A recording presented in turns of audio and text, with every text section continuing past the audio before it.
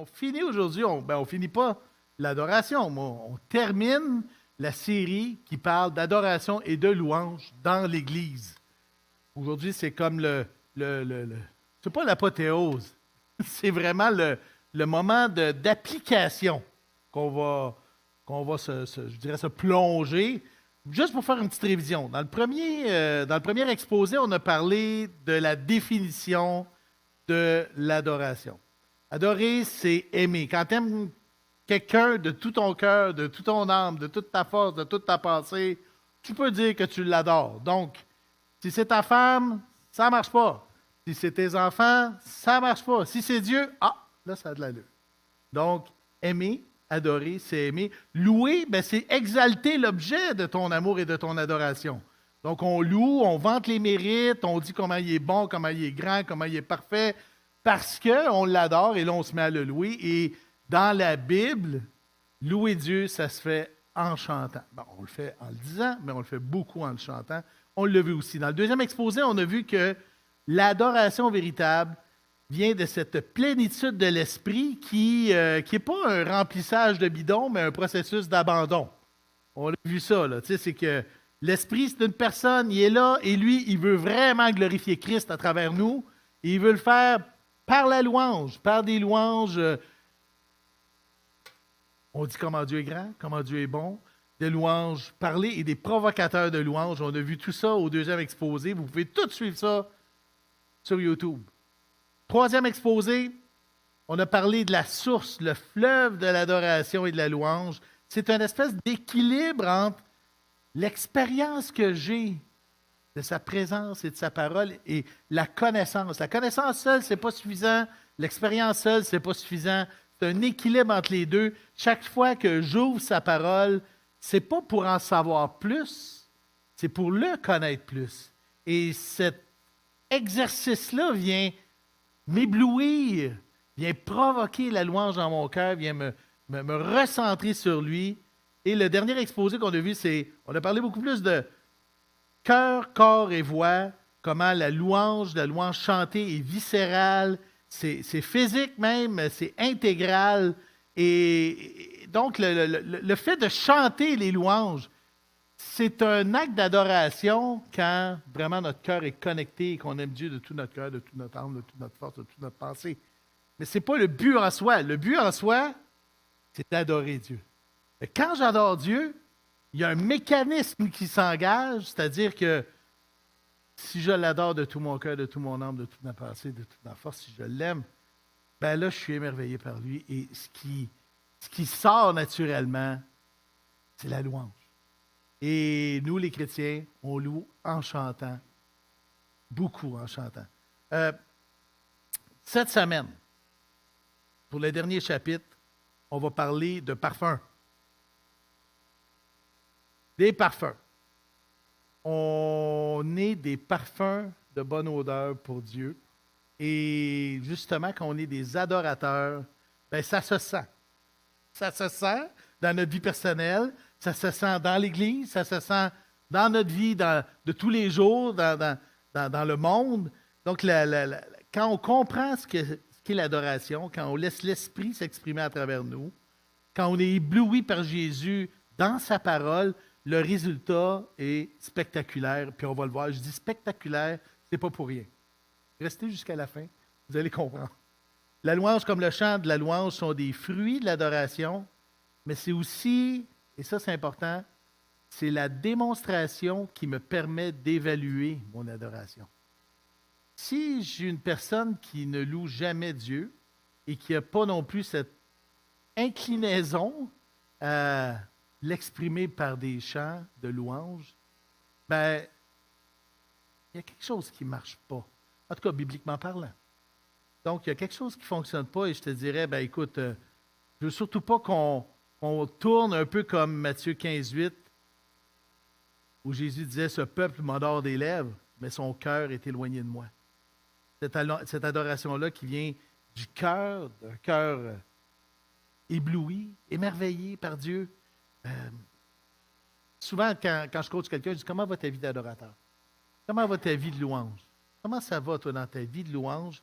C'est un indicateur important pour savoir qui est-ce que tu adores? Ou des fois, j'écoute la personne, puis tu vois que ses intérêts et ses passions sont dirigés plus vers les chars, ben, peut-être que tu adores ta Ford.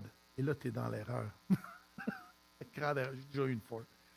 Ce matin, pour conclure la série, on va voir à travers les Écritures comment transformer les aspects de notre vie quotidienne pour en faire un parfum de louange qui va monter vers Dieu. Donc, si je veux résumer l'exposé de ce matin, on a été créés pour adorer sans cesse notre Dieu. Prier sans cesse. Hein, il y a un verset qui dit ça. Prier sans cesse, adorer sans cesse, ben, louons-le.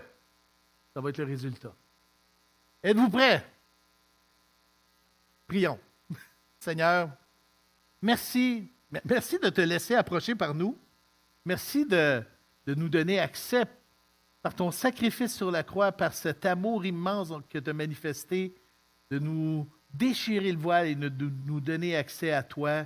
Maintenant, on peut avoir un contact direct, non seulement qu'on va dans ta présence, mais toi, tu as tellement, tellement été plus loin que ça. Tu es venu dans notre cœur et tu as fait de nous ton temple. Maintenant, ça se passe à l'intérieur. Éblouis-nous aujourd'hui.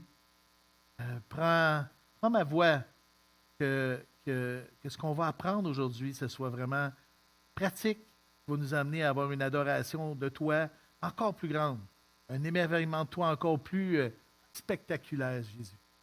Et c'est en ton nom que nous te prions. Amen.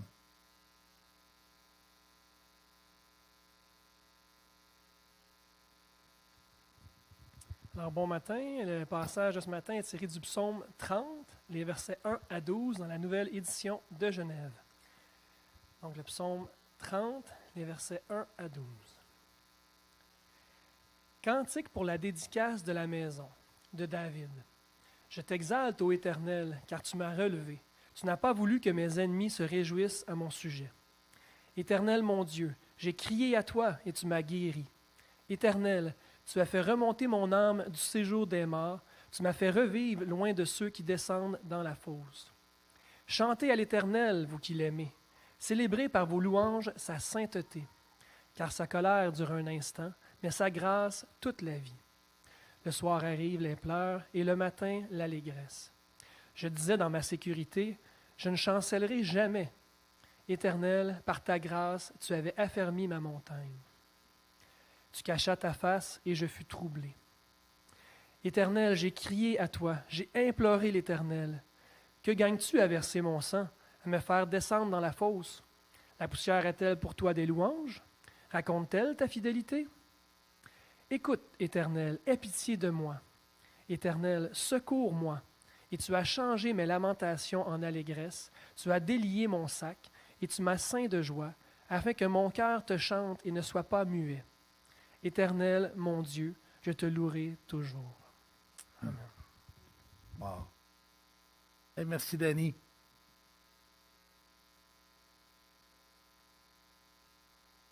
Pourquoi ce psaume pour terminer notre série sur la louange? C'est un psaume de la vie. C'est la vraie vie. Des hauts, des bas. C'est tellement un beau psaume qui termine avec « Je te louerai toujours ». Le verset 4, il dit « Chantez à l'Éternel, vous qui l'aimez ». C'est bien résumé, hein? Tu l'adores, tu l'aimes, ça va sortir en chant, célébré par vos louanges sa sainteté. Il n'y aura pas d'épiphanie aujourd'hui.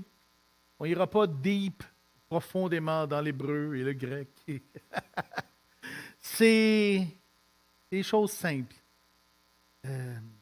Comme cette fois où Jésus a loué le Père, Jésus prit la parole et dit « Je te loue, Père, Seigneur du ciel et de la terre ». Une louange de Jésus, c'est pas rien. Il n'y en a pas tant que ça. Il dit « Je te loue, Seigneur du ciel et de la terre, de ce que tu as caché ces choses aux sages et aux intelligents et que tu les as révélées aux enfants. Oui, Père, je te loue de ce que tu l'as voulu ainsi. » Et c'est tout de suite après qu'il dit « Venez à moi. Hein, sautez dans mes bras, vous tous qui êtes fatigués et chargés, et je vous donnerai du repos. » C'est l'adoration à la Jésus. C'est pas merveilleux? Comment on peut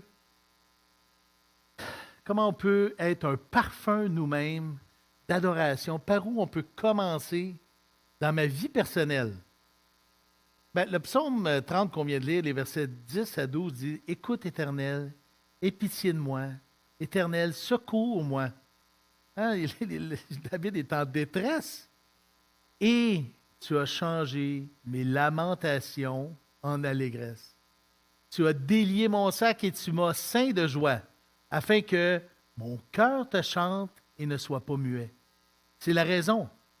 Tu m'as ceint de joie pour que mon cœur te chante et ne soit pas muet. Éternel mon Dieu, je te louerai toujours. C'est la vie, non? Hein, un jeudi matin, tout va très bien. Et un jeudi soir, il n'y a plus de chauffage. Ah! La panique! Les tuyaux vont péter! Puis là, tu sais, c'est vraiment... C'est tout ça, la vie. Tu arrives à mettre la clé dans ton char, puis ça part pas. Jean-Pierre. C'est la vie, là. On est tout le temps assaillis par des tensions comme ça. Nos émotions sont fragiles. Avez-vous remarqué? J'espère que je ne suis pas le seul dans cette situation-là. Nos émotions sont fragiles. C'est des indicateurs fantastiques, nos émotions. Ça vient nous mettre de la couleur dans la vie. Mais en même temps, ce n'est pas des maîtres très, très efficaces. Parce que ça peut nous entraîner dans toutes sortes d'extrêmes. Parce que nos attentes sont souvent très élevées. On a un souci et une soif de sécurité, de bonheur. Quand la maladie, les dépressions, l'économie qui ne va pas bien, les accidents arrivent, là, on est troublé. Des fois, on remet même en question l'œuvre de Dieu. Quand on vit des émotions fortes, là, par exemple, je ne sais pas moi, l'amour nous gagne, et puis là, il y a une naissance qui arrive dans la maison et tout ça, là. On est tout excités, chamboulés, et puis là, tout d'un coup, on a presque l'impression que c'est parce qu'on a tellement bien travaillé que finalement, merci Jésus de me regarder faire. On est comme ça. Vous savez, l'anxiété, ça va venir d'un constat. Ça veut dire que c'est quand les choses ne vont pas comme je voudrais, et que je réalise, en fait, mon incapacité à assouvir mes désirs. Et là, ben, j'ai comme un choix. Je vais plonger, soit que je vais plonger dans ses bras, ou soit que je vais plonger dans l'anxiété. Et là, je ne parle pas du prince de ce monde, où lui-même essaie de nous tenter en disant « Dieu a-t-il réellement dit? » Et je ne parle pas de ma chair, qui veut toujours être le petit roi du royaume. Et le monde qui nous agresse, hein, beaucoup, autant par les réseaux sociaux, tout ça, c'est toujours de la distraction. 2 Corinthiens 4,4, qui nous dit « Les incrédules dont le Dieu de ce siècle a aveuglé l'intelligence afin qu'ils ne voient pas briller la splendeur de l'Évangile de la gloire de Christ et l'image de Dieu. » On protège notre confort, on protège nos valeurs, on est assailli de tous côtés, il y a des tensions. On a un besoin profond d'être des adorateurs authentiques, en esprit et en vérité. Comment on peut faire ça? Comment on peut trouver cet équilibre-là? Où est-ce qu'on peut aller puiser cette paix-là? Déjà, on a un Pierre 5,6 qui dit « Humiliez-vous donc sous la puissante main de Dieu afin qu'il vous élève au temps convenable.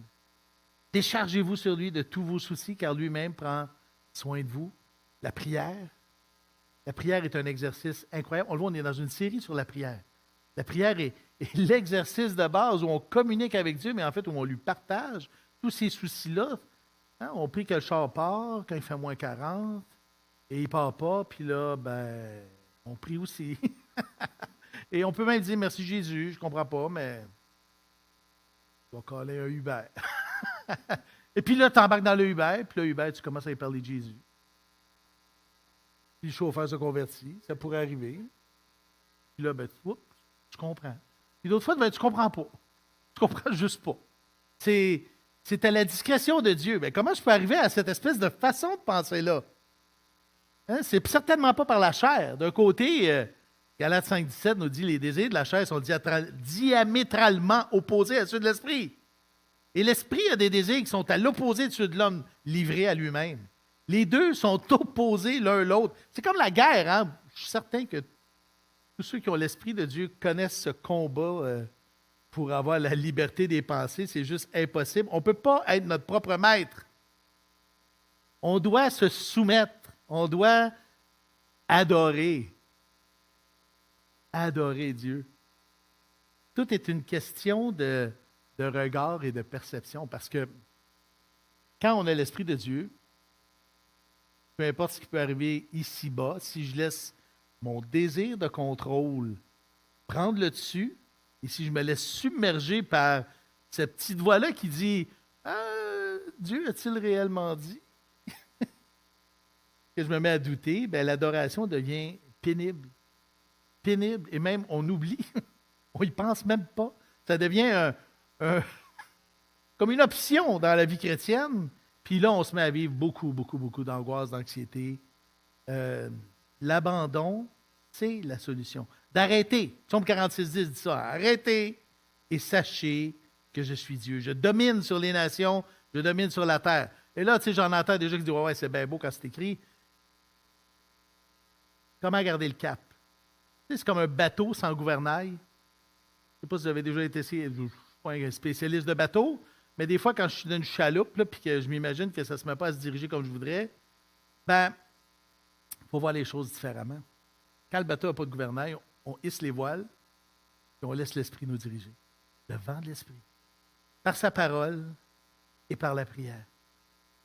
C'est la première source. Vous savez que dans les 2000, ben là, on est en 2023, fait que dans presque 2000 ans, là, de l'an Jésus 1 à, il y a, mettons, en l'an 1930, il y a des millions de chrétiens qui auraient rêvé à ça, ce livre, avoir une copie des Écritures imprimée, individuelle, que tu amènes chez vous. Tu peux en laisser une sur la table du salon, une autre sur la table de chevet, une autre sur la table de cuisine.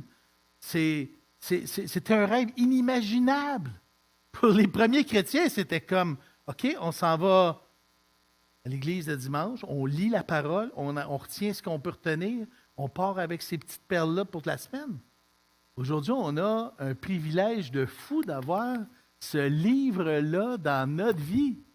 On ne le réalise juste pas parce que ça devient comme quelque chose de normal. Hein? Tout le monde en a une, on les donne. C'est pas parce qu'on les donne que ça vaut rien. On les donne parce que justement, on veut que le plus grand nombre puisse avoir à sa disposition la parole de Dieu.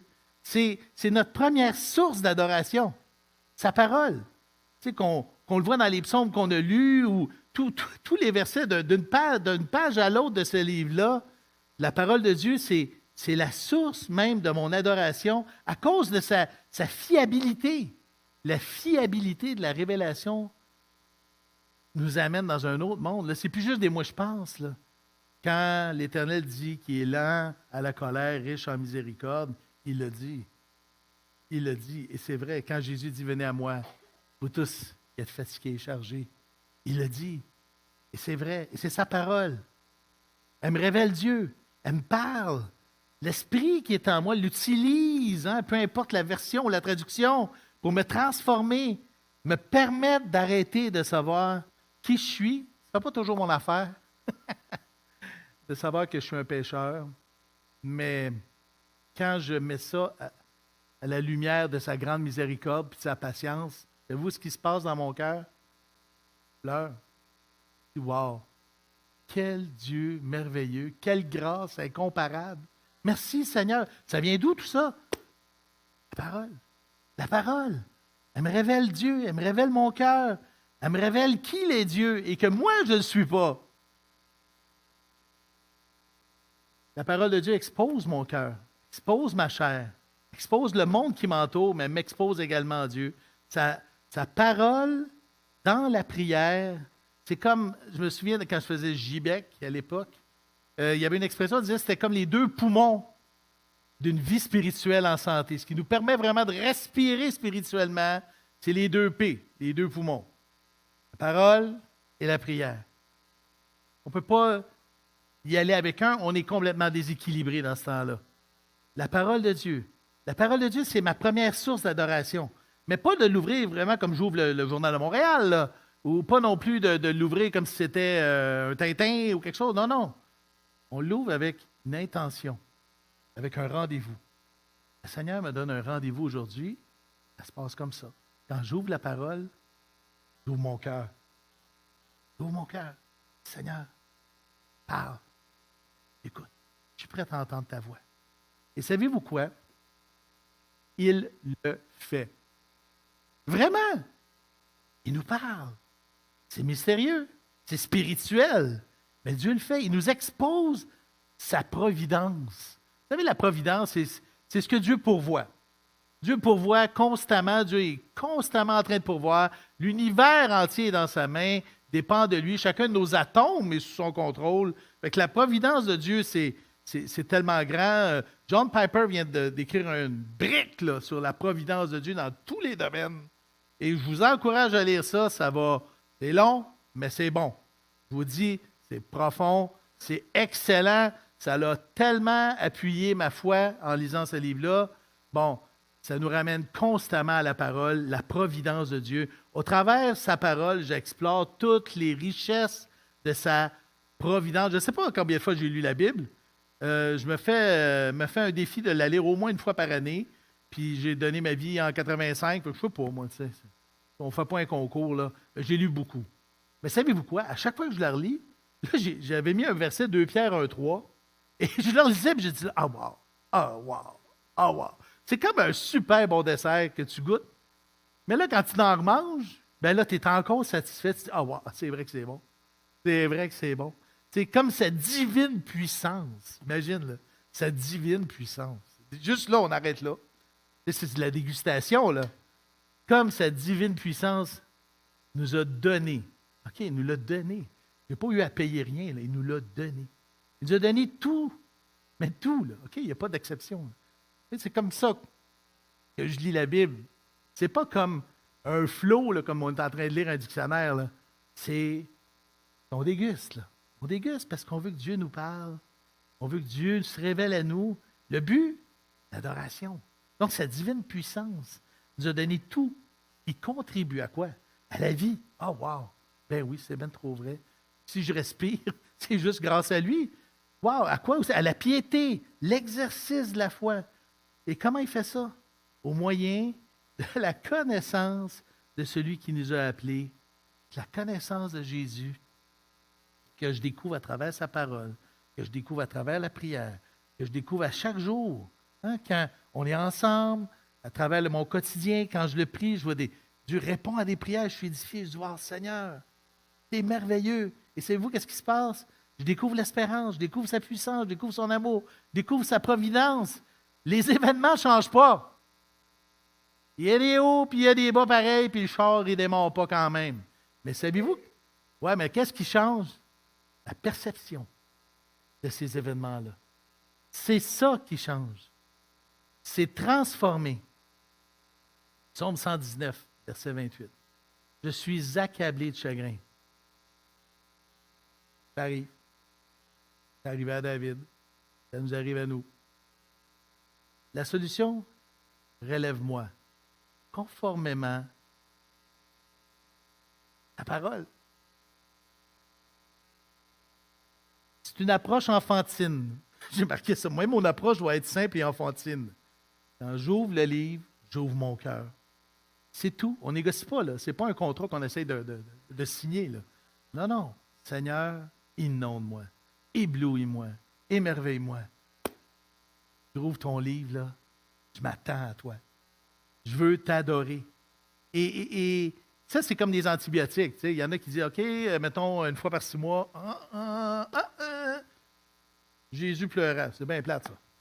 Ben, si tu avais arrêté juste de dire Jésus pleura, OK, on va lire le reste aussi, là, puis là, peut-être que ça va t'amener vers l'adoration, mais dans le sens que, tu ne peux pas prendre un antibiotique puis prendre juste une pilule puis dire, bon, ben, écoute, ça ne marche pas, cette affaire-là. Non, mais même en plus, si tu arrêtes en cours de route, c'est dangereux. Ça va créer des super bactéries puis tout ça, là, tu sais. Ça ne marche pas de même. C'est pareil comme le gym. Tu sais, moi, je suis allé Econo Fitness, j'ai fait 6 heures en ligne. Puis après ça, je me regarde dans le miroir et je dis, oh, c'est pas Arnold. Mais qu'est-ce qui se passe? Remboursez-moi, ça marche pas, votre affaire. Puis, ben oui, vous comprenez l'idée, hein? Vous comprenez l'idée? Mais non, je ne suis pas Arnold. C'est pas instantané, c'est un travail de fond avec une intention claire. Une intention claire. On est des athlètes de la foi. Puis l'exercice de la piété, ben, la prière, la parole va stimuler notre adoration et nous amener dans la louange.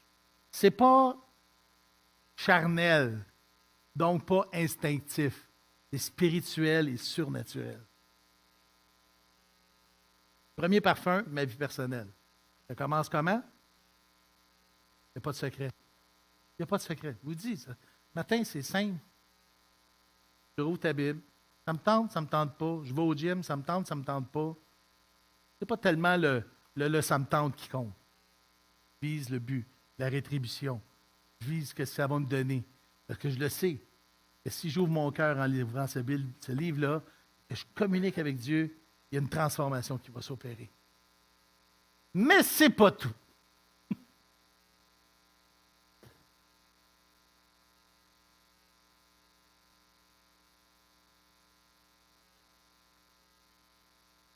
On commence par la parole, on laisse évacuer la louange, c'est littéralement ça. C'est comme si on était une grosse tarte. Il faut faire des petits traits sur le dessus là, pour que ça évacue. C'est la même chose. La louange s'évacue comme un parfum. C'est la réaction normale de l'Esprit qui nous habite. Personnellement, c'est comme ça que ça se passe. Le Saint-Esprit, c'est son but. Hein? Jean 16, 14. Il me glorifiera. C'est Jésus qui parle. L'Esprit va me glorifier parce qu'il prendra de ce qui est à moi et vous l'annoncera. On est émerveillé, on est reconnaissant, puis on l'exprime par des paroles de louange. Il y a des chants qui naissent, ça devient naturel. Puis l'Esprit ne veut pas qu'on garde ça pour nous autres. Ça n'a pas été fait comme ça, ce n'est pas un vase clos.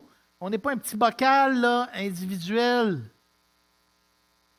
pour raffiner notre parfum, notre louange. Pour l'enrichir et l'amener encore plus haut, j'ai besoin de la communion, ma famille spirituelle. Ça passe par la communion. C'est le fun aujourd'hui, je suis vraiment content parce qu'on va partager ensemble le repas du Seigneur. Je vous amène dans 1 Corinthiens 11, 17. Paul parle aux Corinthiens. Corinthe avait plein de problèmes. Généralement, c'est simplement parce qu'ils ne centraient pas Christ au cœur de leurs problèmes à eux. Et là, il leur dit, après un avertissement sérieux, 1 Corinthiens 11, 17, en donnant cet avertissement, ce que je ne loue point, c'est que vous vous assemblez, non pour devenir meilleur, mais pour devenir pire. Pourquoi on se rassemble dans un lieu commun, comme on le fait comme ça, d'un dimanche à l'autre? Pourquoi on fait ça? Pour devenir meilleur. Se perfectionner. Le Saint-Esprit agit en nous, il agit au travers nous. Nous sommes son corps. Je vous invite à lire les chapitres 12, 13, même 14 de 1 Corinthiens. Vous allez apprendre plein de choses par rapport à comment ça marche dans l'Église. Les dons spirituels, la présence de l'Esprit pour l'édification, pas de rassemblement, pas de perfectionnement. Ah, je suis radical, mais c'est une réalité. Vraiment. Si tu restes dans ton petit vase clos, l'image qu'on employait quand je suis venu au Seigneur, on me disait, c'est comme un tison que tu tires du feu, puis tu prends un tison et tu l'enlèves du feu, il va tout de suite perdre toute sa chaleur. Ben, c'est la même affaire. C'est la même chose. C'est pas un secret. Là, après des années, là, je vois, je le sens, après la pandémie, on avait besoin, il y avait un craving, une affamation. On était affamés d'être ensemble. Vraiment. Ah oui, je dis. Absolument. C'est pas un acquis.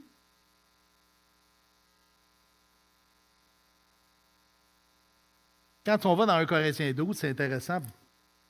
Il commence en disant, pour ce qui concerne les dons spirituels, au verset 1, je ne veux pas, frère, que vous soyez dans l'ignorance.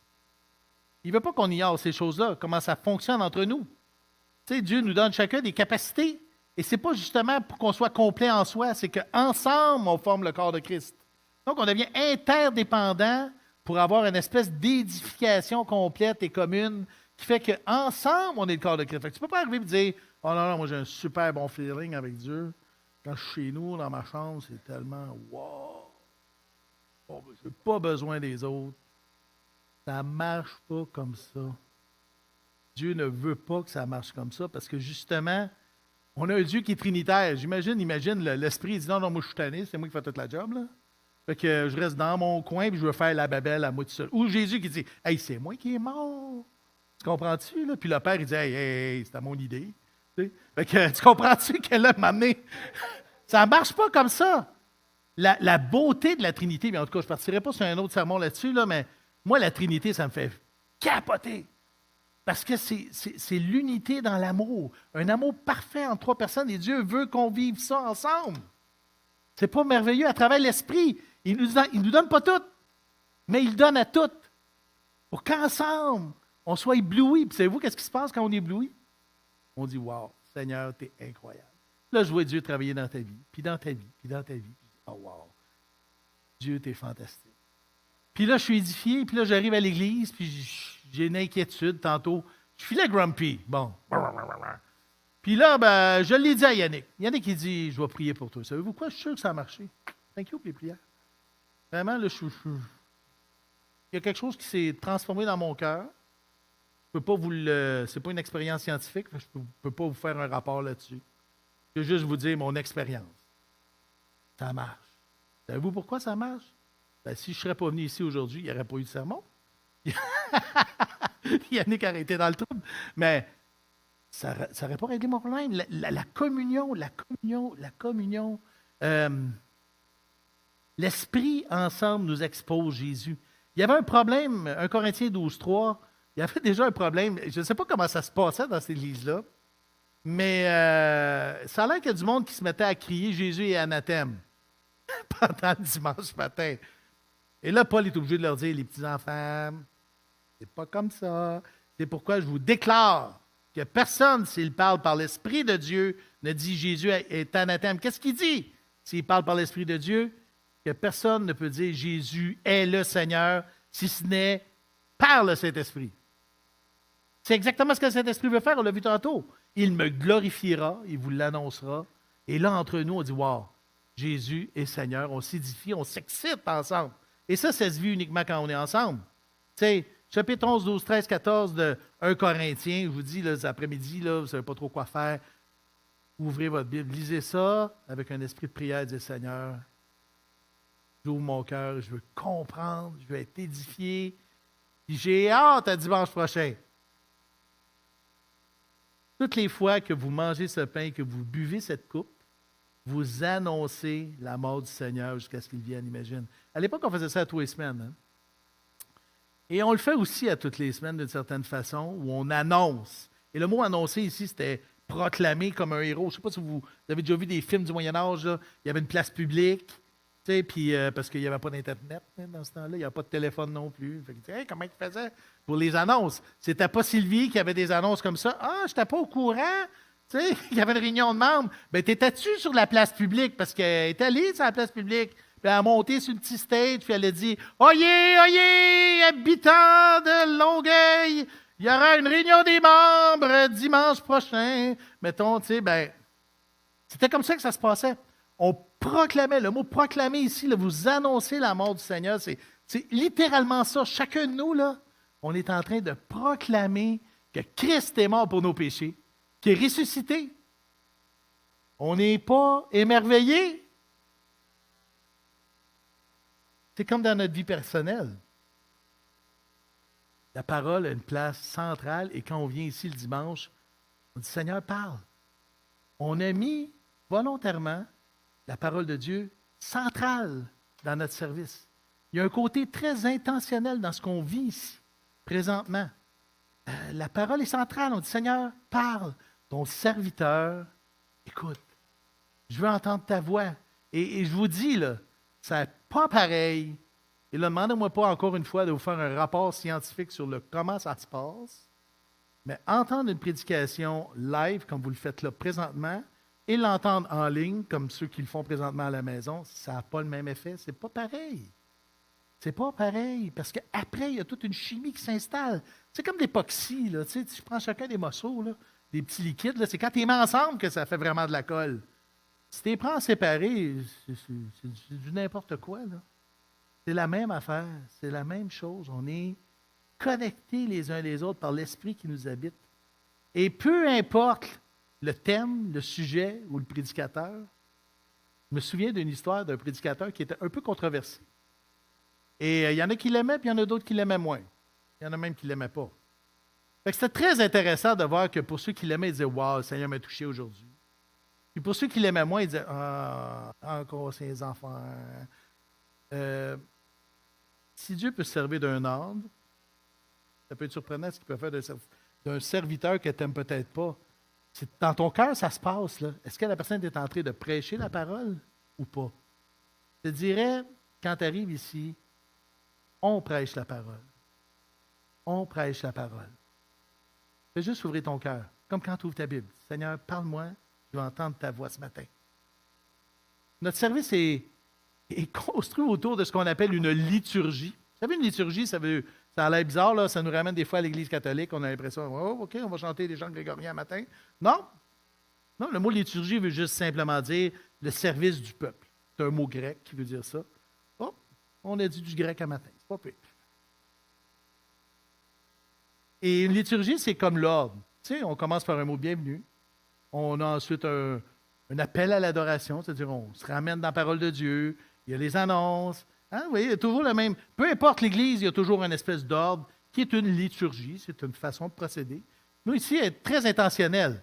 Notre liturgie, notre mot bienvenue, c'est on veut être émerveillé par la présence de Dieu. Et durant l'année, vous allez aller sur notre canal de louange. Vous savez, on a une page Facebook, Louange Espoir, et vous allez voir les capsules YouTube que je veux faire pour vous expliquer notre liturgie. Quand on a cet appel à l'adoration, Joël ce matin nous a lu un passage, on va être émerveillé par la grandeur de Dieu. Parce que notre vision, notre mission, c'est être émerveillé par l'Évangile de Jésus-Christ. Fait que chacun des éléments de notre service est pour nous tourner les yeux vers lui, et non pas vers ce qui se passe en avant, mais toujours vers Jésus. Nos annonces, on est émerveillé par l'Église de Dieu, parce que Dieu fait à travers notre Église. La prédication est émerveillée par la parole de Dieu. On est émerveillé par la bonté de Dieu, par sa grandeur dans nos chants de louange. Et même le mot de la fin, on est émerveillé par la paix de Dieu, que Dieu nous envoie maintenant à l'autre bord de la porte. On est supposé être meilleur que quand on est rentré. Supposé. Ça ne dépend pas de Jésus. Ça ne dépend pas de moi. Ça dépend juste de ton cœur. Comment tu vas sortir d'ici tantôt? Ça dépend de toi. Ça dépend de l'ouverture que tu fais. Nos dimanches sont importants pour notre croissance, pour notre niveau d'adoration, pour notre parfum, pour nous stimuler, pour rendre plus de corps à ce parfum-là, nous transformer, créer notre louange comme un parfum d'adoration qui s'élève vers Dieu. Hébreux 13, 15, par lui, offrons, et c'est un offrons, non pas offre, c'est vraiment nous ensemble, par lui, offrons sans cesse à Dieu un sacrifice de louange, c'est-à-dire le fruit de lèvres qui confesse son nom. Et c'est pas tout. Il reste un point. C'est bon.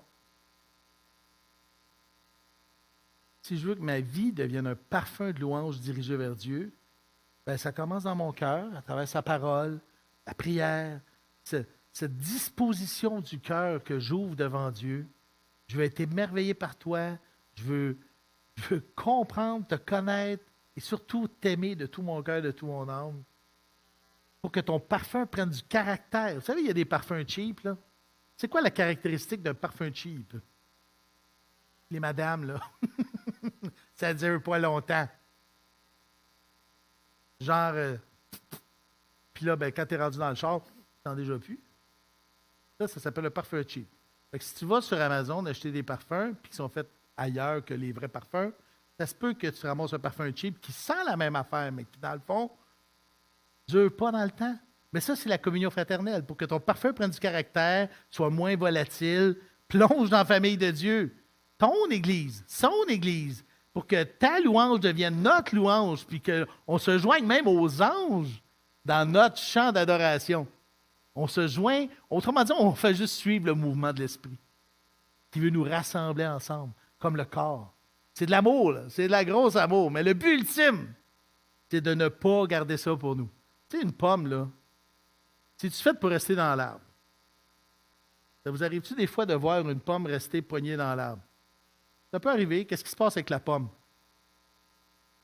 Elle va pourrir. Elle devient brune, fripée, ratatinée. On a fini par sentir mauvais. C'est plus pantoute l'odeur de la pomme, là.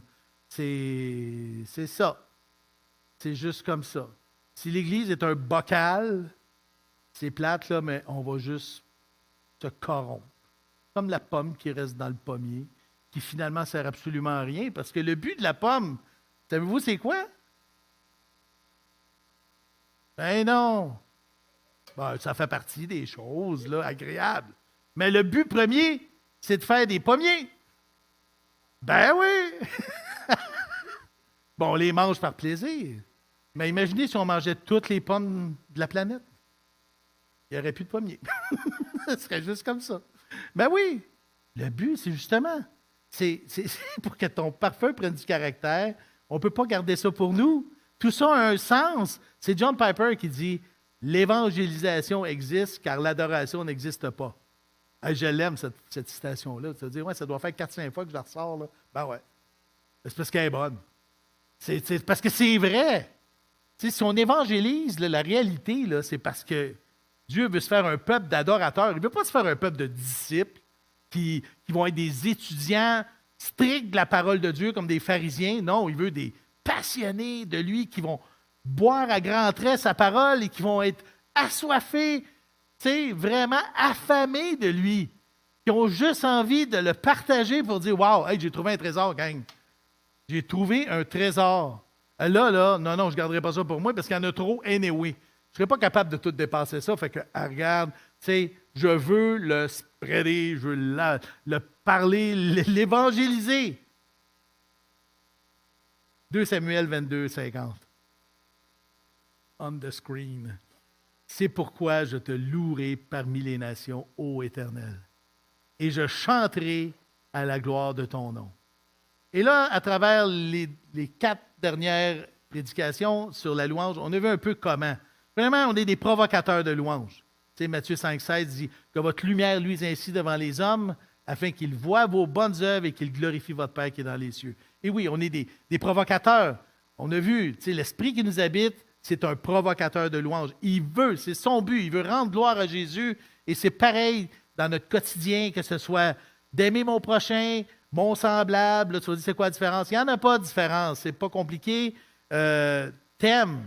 Dieu a préparé des œuvres d'avance pour chacun de nous à travers notre quotidien, notre passage, que ce soit au travail, que ce soit avec nos voisins, que ce soit dans notre famille, peu importe, autour de nous, on est là pour rayonner, on est là pour provoquer la louange. Ils n'aimeront peut-être pas ça, mais ils ne pourront pas dire autre chose que dire qu'il glorifie votre Père qui est dans les cieux.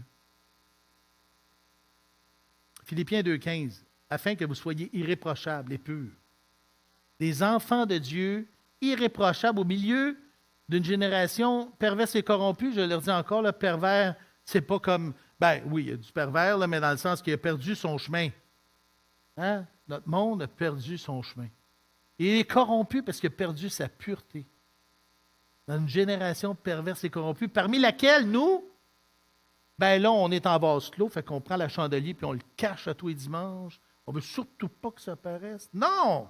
On brille comme des fardeaux dans le monde, comme des flambeaux dans le monde. J'ai le fardeau des âmes.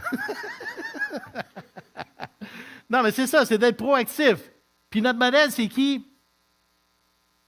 Ben oui, c'est Jésus. Jésus, qu'est-ce qu'il a fait? Il a guéri du monde qui ne l'aimait pas vraiment aussi. Il a nourri des gens qui, après ça, l'ont délaissé complètement.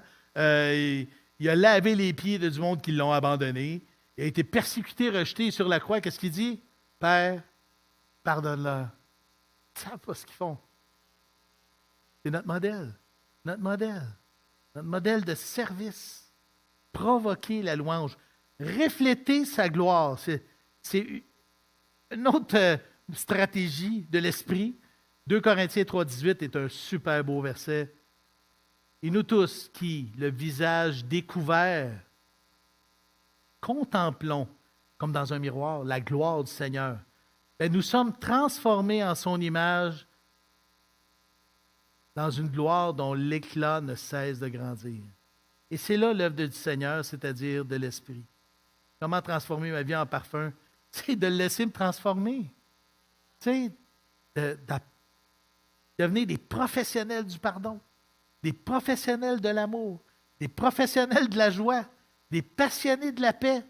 Sa parole est vivante, puis elle veut exposer ces attributs-là de Dieu que Dieu a mis à travers son esprit, au travers de nous, que ce soit dans ma lecture de sa parole, dans mes temps de prière, en église, je laisse Dieu transformer mon âme, refléter sa gloire, puis quand je file grumpy, j'en parle à mon ami, puis il prie pour moi.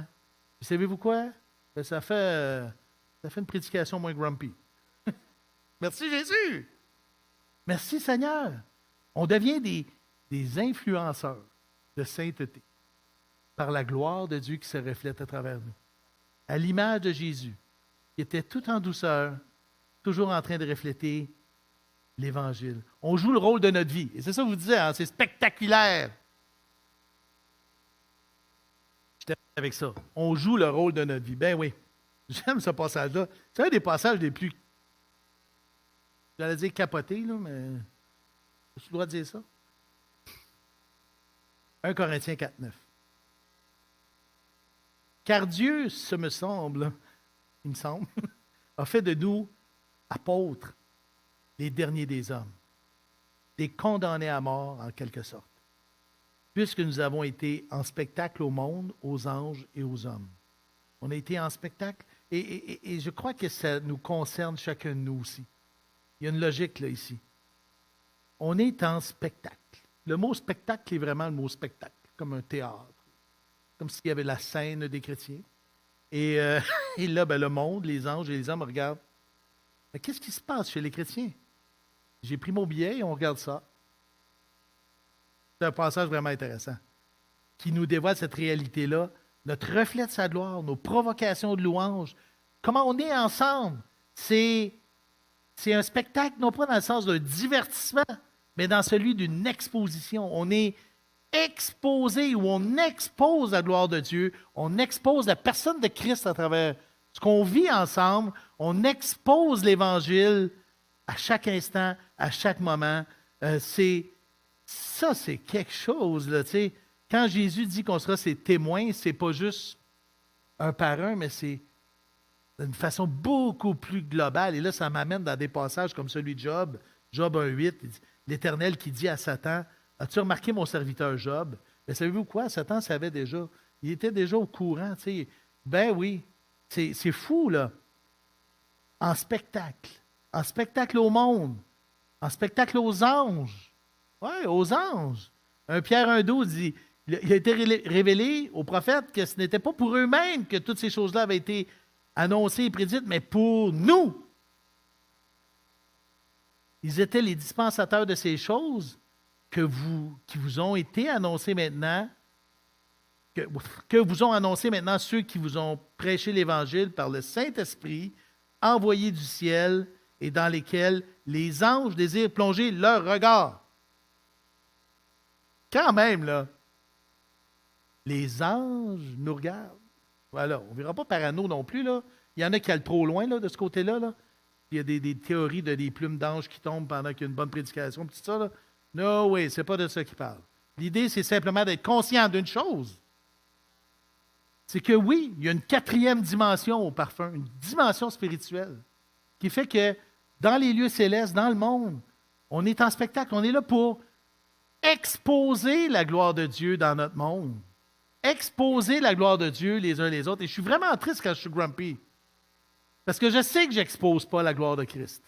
Et je suis vraiment triste quand quelqu'un est bête avec moi, un frère ou une sœur, parce que je sais qu'il ou elle n'expose pas la gloire de Dieu. Parce qu'on est en spectacle et ce n'est pas une question de dire « Oh, c'est le rôle de ma vie ». C'est simplement d'être conscient que ce parfum-là, là, qu'on génère dans notre adoration, ben, ça s'en va dans toutes les directions et ça a aussi une dimension spirituelle. Wow! C'est fou, hein? C'est wow! Les musiciens, les chantres. Hey, on est parti de la parole de Dieu un matin, puis on est arrivé au spectacle de l'univers. Tout un chemin quand même. Notre série traitait d'adoration et de louange dans l'Église. J'ai volontairement fait exprès de ne pas centrer ça uniquement sur la louange, parce que la louange, ce n'est pas juste des chants. La louange, c'est la pointe d'un iceberg. La louange chantée, c'est la pointe d'un iceberg qui est beaucoup plus grand, qui s'appelle l'adoration. Un amour de tout mon cœur, de tout mon être, pour un Dieu fantastique et merveilleux. Et quand j'arrive et que je suis ébloui par lui à travers sa parole, le Saint-Esprit, là, qu'est-ce qu'il provoque? Il dit « Wow! Wow! » Des fois, c'est des soupirs inexprimables, peut-être. Souvent, c'est juste « Ah, c'est merveilleux! » Des fois, ça va être un « Merci Seigneur », l'action de grâce, d'adoration. Des fois, ça va être un silence. On le voit dans la roue de la prière. Là, ça peut être un silence qui est juste comme « Je suis ébloui, je suis sans mots devant ta grandeur. » Mais irrémédiablement, ça va provoquer une envie de chanter. Parce qu'adorer, ben, c'est un style de vie. C'est tous les jours, tous les moments.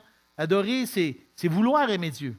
Adorer, c'est vouloir louer Dieu. Adorer, c'est vouloir le partager comme un sacrifice saint et agréable. C'est comme juste le gros bon sens de dire, OK, je m'offre entièrement à toi, Seigneur, pour te faire connaître, te partager, être ton reflet, parce que tu vis en moi. Que ce soit dans ma vie personnelle, je prends les bonnes dispositions comme un gym ou un bon antibiotique pour être émerveillé par toi à travers ta parole, dans la prière. J'ai hâte. Je suis dans la joie quand on me dit « Allons à la maison de Dieu ». Je suis excité parce que je sais que c'est un rendez-vous avec Dieu. Dieu a quelque chose pour moi. À travers la prédication, à travers les frères et sœurs, il y a une chimie qui s'installe et là, Dieu va me transformer. Et quand je vais sortir de la porte qui est là, je vais être meilleur que quand je suis rentré. Merci. Ton visage, cette gloire, de gloire en gloire où on est transformé, s'opère aussi quand on est ensemble. Beaucoup quand on est ensemble. Et là, je suis prêt pour devenir un provocateur. Provocateur de louanges à l'extérieur, dans le monde, dans mon parcours. On est des vases d'argile. J'aime le verset de 2 Corinthiens 4. Que la lumière brille au sein des ténèbres. Il a lui-même brillé dans notre cœur pour faire resplendir la connaissance de la gloire de Dieu qui rayonne du visage de Jésus-Christ. Oh, c'est dense comme passage. Mais ce trésor, nous le portons dans des vases faits d'argile que nous sommes, pour que ce soit la puissance extraordinaire de Dieu qui se manifeste et non notre propre capacité. Amen. L'adoration, possible que par lui. Prions. Ah, Seigneur, Seigneur, arrête pas de nous éblouir, arrête pas de nous émerveiller. Tu vois nos cœurs, on est fragile, on se laisse s'entraîner, bousculer, basculer par les émotions. Mais on veut que tu nous bouscules. On veut, Seigneur, que toi, tu nous transformes. On veut te refléter. Jésus, permets que quand on va passer cette porte, on soit encore plus près de toi. Oui, plus près de toi, Jésus. Merci pour l'œuvre que tu fais. Merci pour les bouleversements que tu provoques dans nos vies. Mais merci pour le Dieu merveilleux que tu es. Tu es un Dieu miséricordieux et juste. Gloire à ton nom, Seigneur. Et on t'aime. Amen.